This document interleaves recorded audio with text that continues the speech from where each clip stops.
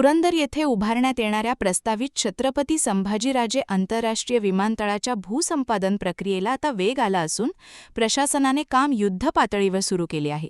विमानतळासाठी आवश्यक असलेल्या सुमारे 38% जमिनीच्या अधिग्रहणाची प्रक्रिया सध्या सुरू असून येत्या 15 जूनपर्यंत ती पूर्ण करण्याचे उद्दिष्ट जिल्हा प्रशासनाने ठेवले आहे. शेतकऱ्यांकडून संमतीपत्रे आणि प्रतिज्ञापत्रे स्वीकारण्याचे कामही अंतिम टप्प्यात पोहोचले आहे. पुरंदर तालुक्यातील 7 गावांमधील तब्बल 1216 हेक्टर म्हणजेच 3040 एकर जमीन विमानतळासाठी संपादित केली जाणार आहे.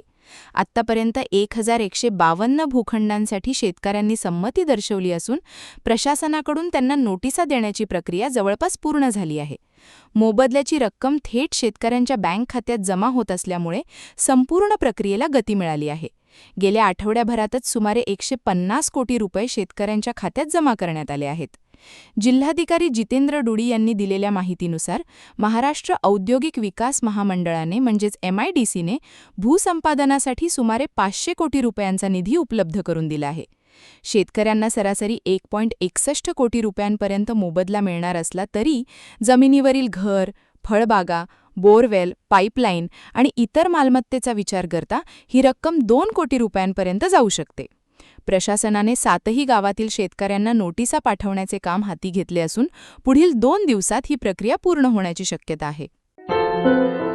क्या हुआ बहू? माँ, पाइल्स की बहुत तकलीफ हो रही है. तो तुम गुदरोग सर्जन के पास क्यों नहीं गई? देखो, जैसे हार्ट के लिए हार्ट स्पेशलिस्ट, ब्रेन के लिए ब्रेन स्पेशलिस्ट, तो पाइल्स के लिए पाइल स्पेशलिस्ट क्यों नहीं? स्त्री हो या पुरुष, टॉयलेट में तकलीफ केवल पाइल्स ही नहीं और भी कई प्रकार के गुदरोग तथा कैंसर भी हो सकता है. इसीलिए इसकी प्रत्यक्ष जांच जरूरी है. ठीक है माँ, पर जांच के लिए हम जाएंगे कहाँ? वही काले आयुर्वेदिक पाइल्स हॉस्पिटल में. लेकिन माँ, प्रेगनेंसी में पाइल्स की दवाइयाँ? प्रेगनेंसी में आयुर्वेदिक दवाइयाँ सुरक्षित होती है. जनहित में जारी काले आयुर्वेदिक पाइल्स हॉस्पिटल, औषधि चिकित्सा तथा सर्जरी ट्रीटमेंट उपलब्ध. हमारा पता उमरेड रोड, दिघौरी बस स्टॉप के पास, नागपुर. अधिक जानकारी के लिए वेबसाइट पर जाएं kalepileshospital.com.